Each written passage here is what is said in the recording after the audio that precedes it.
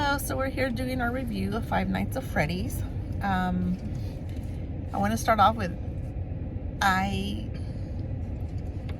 would not have ever heard about Five Nights at Freddy's had it not been for Jordan. So Jordan's the expert, and of course me and Troy are going to give our review from people who never read anything about it or saw anything about it on social media. So we'll start off with Troy. Review. If you had never heard anything without Jordan, what do you think of the movie even itself? with hearing from me, I guess. Because even so, what I've told you probably. I liked it. It was entertaining. But I'm sure I don't get as much out of it as my daughter does or her generation. But it reminded me of another movie we saw like last year or so with who was it? Nick Cage. Nick Cage was in it. I heard that had been like a scrapped script, like an earlier script of Freddie's that they scrapped, and then like someone else picked up and just like changed all the other stuff. I don't know how true that is though, but. Well, we saw the one with Nicolas Cage, and I can't think of the name of it, but we really enjoyed it just because Nick Cage did not speak one single word in the whole movie, so it was really good. But really quick, so my review, I give it. I liked I liked it, but I think I actually enjoyed it more just because I was watching it with Jordan. But had I not seen it with her, I think I would have thought it was a little campy and a tad cheesy, and I probably wouldn't have understood a lot of it. But it was enjoyable and it was entertaining. So I might have a couple of questions for Jordan when she does her review. So what are y'all rankings? It was out of 5, right? Out of 5, I'd give it a 4. I give it a 3.5. I give it a 4 out of 5. Okay, so I really like it. You said that if it weren't for me, you'd find it probably kind of like campy or cheesy. Yeah. That's why I like it so much. I think it's so like goofy and silly. I think it is so cute. No, you can't. Oh, you don't have a little thing? Never mind. You can hold it. Are you sure? Yeah. Okay, thank you. I think it is so cute. A lot of people, I've heard criticisms that it's not scary enough. Actually, can you set it like here? Maybe. There. I've heard some criticisms that it's not scary enough. Because it's like, the original Five Nights at Freddy's is so scary. That's fine. Just you do Jordan, you're on the main.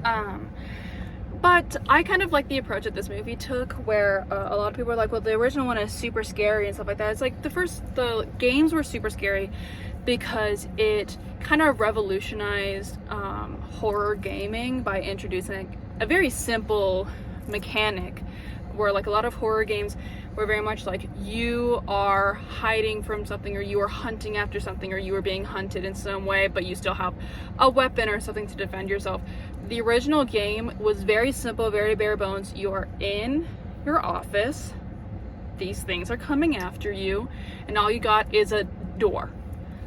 You don't have any weapon, you don't have any electrocution or anything, you just got a door. And so that is like that sense of dread and horror as you see in like the window in the office, as you see like Bonnie or Chica right there, or like checking the cameras and them like looking right into the camera. That's terrifying, knowing that you can't do anything about it, right? So I think that's what made Five Nights at Freddy's as a game so impactful as a horror franchise, just off the jump, without any of the lore, because the first game had lore in the background, but you didn't need to know the lore to be scared of it, right? So I think people going into this movie with that level of horror are going to be disappointed. One, because just in general, the franchise has come so far from that very first game. We're in the era of like security breach and ruin and the like books that are very much Goosebumps rather than like Stephen King, I would say. So for what it was, I think it is very silly, it's very cute. I enjoyed it a lot. I thought that they had like a lot of really great moments for like fans. Like you had Sparky's Diner, which for there are so many Easter eggs that I was so happy for. The scene of Mike's aunt and like the lawyer and like Max and the babysitter and her brother at Sparky's Diner. The diner is named after a fan character, which I shouldn't even call it a fan character. When the first game came out, there were fake screenshots of people being like, guys, there's a secret 6th animatronic and it's a dog, Sparky the dog, and it's like a shot from the like that room where that has all the parts and services room, and it's like that camera angle, and someone like edited it to make it look like sort of like a dog was like poking its head out of the door, right? So a lot of people were like, Sparky the dog is real, and that was like a huge hoax within the fandom for a little while before like it got debunked. But it's always been like, it's a classic hoax that was in the fandom. So you have Sparky's Diner, which is like an allusion to that. Also, when they were in the parts and services room, which is where the like fake screenshot is from, you actually see the Sparky animatronic. I don't know if you guys noticed it, but it was like a gray dog. The pieces were around, so that was supposed to be Sparky. Also in that room there was Shadow Freddie in there, which was the animatronic that Max, the babysitter, was stuffed in. So it's like this dark purple animatronic, which is a reference to the second game, which is weird that it has a physical form. Shadow Freddy is supposed to be a shadow, but whatever. Anyway, and then like the animatronic that they use to like demonstrate the spring locks, that weird like doll looking one, that's a reference to the books. Which they were going to put Abby in. Yes. That's a reference to the books. I haven't read that book, so I don't know what animatronic that actually is and what her like deal was, but she's actually on the cover of one of the little books that they have, which is pretty fun. Also, speaking of Sparky's Diner, I lost my marbles and I feel so stupid because the waiter, right, the one who's just like, hey, welcome to Sparky's, what can I get for you? I was talking a lot. Yeah, he was like, oh, well, you know, lunch is the most important meal. Like, wasn't it breakfast? Well, that's what they say, but that's just a theory. That guy is Matt Pat, aka Matt Pat from Game Theory, aka the person who, I swear to God, him and Markiplier, who wasn't actually in the movie. Apparently, he was supposed to be the security guard at the very beginning, but he was busy filming his own movie, which is another adaptation of a horror game called Iron Lung, but that's a whole other thing. Anyway, Matt Pat and Markiplier, I would say, are the two main people responsible for FNAF becoming as popular as it was. Markiplier, because he's a very popular and humongous YouTuber, and so people, if they wanted to watch gameplay of the game, they would watch Mark play it. His reactions are very over the top, very funny, it's very memeable. You know, was that the bite of 87 from the fourth game is like ever quoted by every fan ever. And Matt Pat, on the other hand, maybe it's because I'm not, sue me, I'm not a huge fan of Markiplier. I love Matt Pat though, and I think he is the bigger reason why FNAF is so popular, because he was the one who actually searched for all the lore in all of the games, which, as I mentioned earlier in the day, the lore is not very clear in the games. Like I mentioned in the second game, there's like some little games in between nights that maybe you can like fuck around and play with. Same thing with the third game. Fourth game has that before every night that you play as like a little boy. You play as the equivalent of Garrett in the movie. He doesn't have a name in the games, although like most fans call him Evan, because we don't know his name. Anyway, whatever, but that's like the most lore you will get, and even then it's just like some kids died. So yeah, that's crazy. So Matt Pat had to be the ones who actually like really delve deep into the games, into all of the stuff, like the code of the game, the code of the website on Scott the creator's website, on all the books, piecing it all together to create like a huge timeline and like massive videos that people who like would watch playthroughs of the game and be like, I don't know what the fuck is going on actually, and so they would look up FNAF Explained, right? And Matt Pat's videos would be the one to come up. So, which is why I think he's actually the reason why FNAF is as popular as it is, because you can have cool gameplay and that's awesome, but having a hook of like, why is this happening? What's going on? Who is this character? But like the game was so vague about it that people couldn't know what it was unless they had someone else do the research for them and present it for them. That was Matt Pat. Anyway, the reason why I say it, I was shocked to see him and so happy to see him, was because that boy is an actor. Because for the longest time going up to this game, we heard all these different people, all these other famous YouTubers who were very popular for playing the games, in some way involved in the production. You had Corey Kenshin, who was the driver for the taxi when Abby was in there with Golden Freddy, which they never call him Golden Freddy. That's why he looks different than the brown Freddy. That's Golden Freddy. He's like the spookier version of Freddy. He's like the equivalent. He's the Freddy counterpart to the Golden Rabbit that we saw in the game that William Afton was in. It's a whole lore thing. Before they had the other characters, it started out as just a yellow bear and a yellow rabbit. Yellow bear got decommissioned, but still has souls inside of it. It's a whole thing. Anyway, they didn't get into it in the movie. Whatever. Corey Kenshin, also a famous YouTuber. You have people in the movie in the background on some shots have pictures of them, other like famous YouTubers and people who are been really big in the fandom. And the credit song is a fan song by the Living Tombstone, ever popular, ever famous, ever iconic Five Nights at Freddy's fan song. That's amazing. I was so happy to hear it. But this entire time, Matt Pat was like, yeah, I was never asked to be a part of the movie.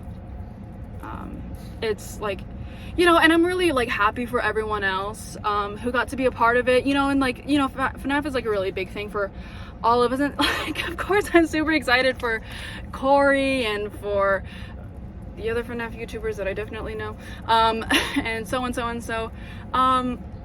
you know, I mean, like, seeing so-and-so on the set is really cool to see those pictures, and like, that broke my heart, seeing him talk about it. I was like, that is so messed up that they didn't even ask him to be part of the movie. He's the main reason why this series is so popular, and they didn't even ask him. I know him and the creator have kind of butt heads in the past, but I thought that was all for fun, and he's not even gonna ask him. Scott has to thank Matt for his series becoming as popular as it was. How dare he not invite Matt to even be a part of it?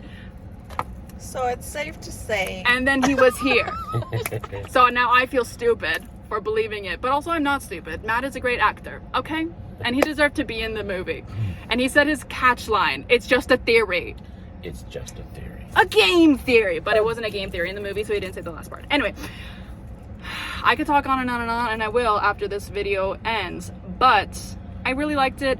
I think a lot of people were expecting FNAF VHS style filming or content.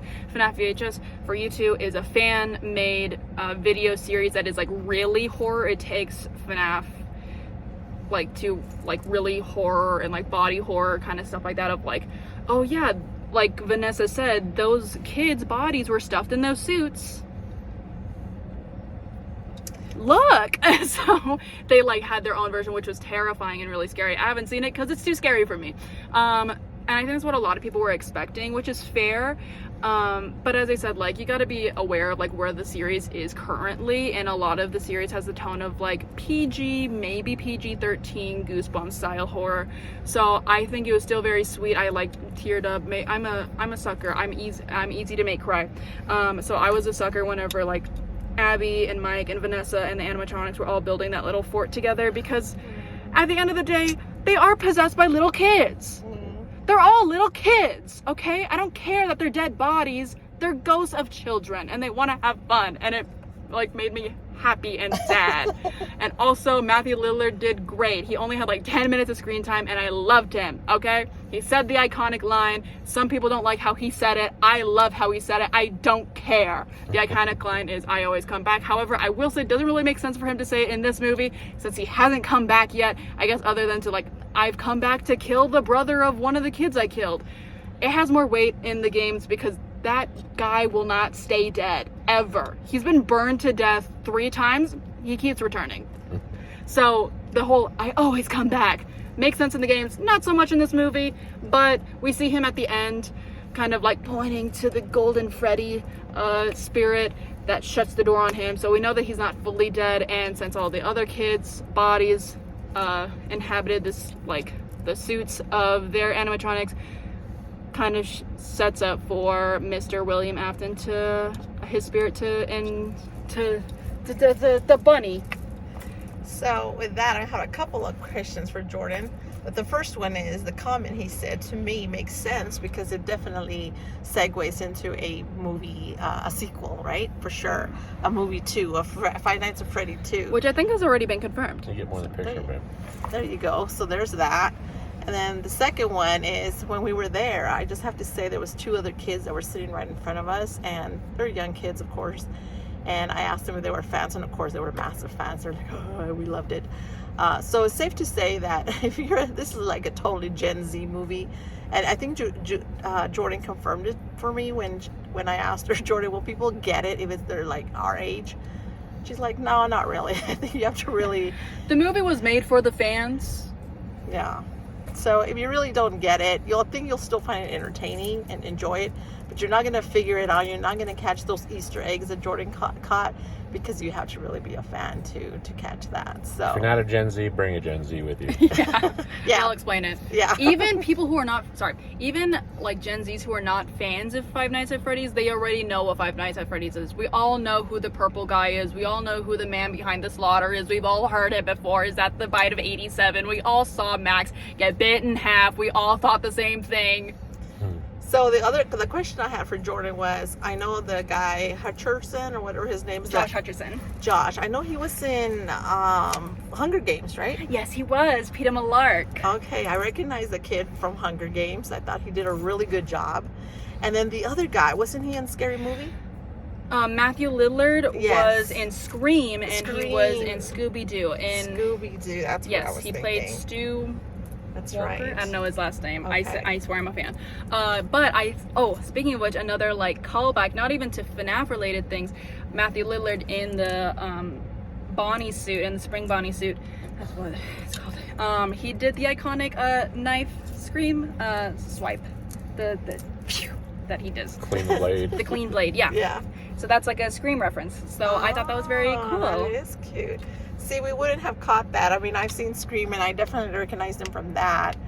But you're right. Those little things they throw. I in there. do think that Mike Schmitz in this movie, father is the equivalent of Henry in the books, and because I swear that's the same guy that was in the training tapes who was working on the robots. He's the same. That's his dad. I know it is.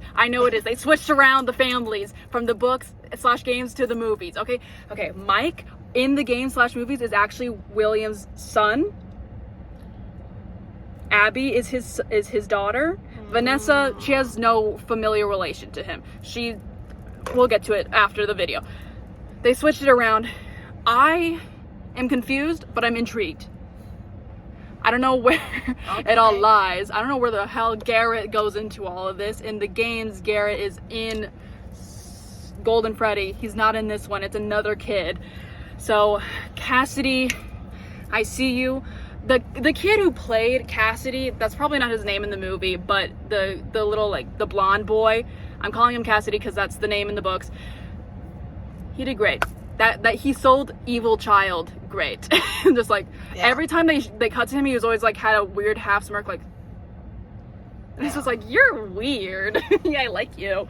Anyway, so clearly, if you're gonna go see it, go take a Gen Z with you. We liked the movie, we enjoyed it, 3 thumbs up. and now we get to hear Jordan's what she's into now. for the entire ride home. So really quick, what will she be talking about? The rest of the FNAF lore, along with all the animatronics, who they are, blah, blah, and also a musical that I'm into, Nerdy Prudes Must Die. Watch it if you haven't. Mwah! See See you you later. all. Bye.